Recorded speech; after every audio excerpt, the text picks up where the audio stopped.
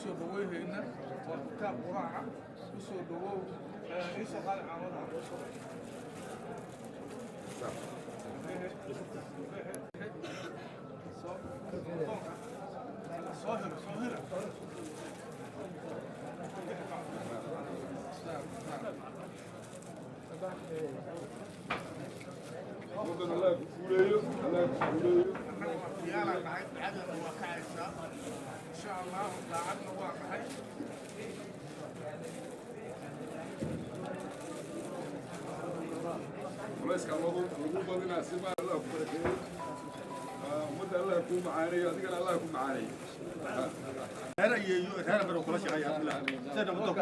dhammaantiin waa salaamantiin.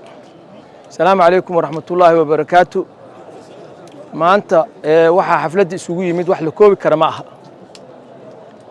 wax dhacay oo la maqlana ma aha. xafladdan waa xaflad aad u qiimo badan.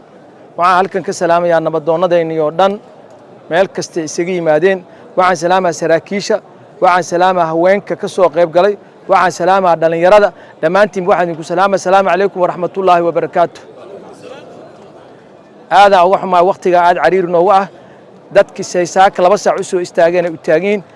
waxaan uga mahad celinayaa juhdiga iyo waxqabadka uga mahad celinayaa. maanta meeshan aan taaganaha waa mawlicii Boqolsoon. waxa waaye qof nasiib lahaa hesha intaanu ummada iskugu timaado oo mawlicii Boqolsoon maanka duubka lagu duubay. aad iyo aad u mahadsantihiin.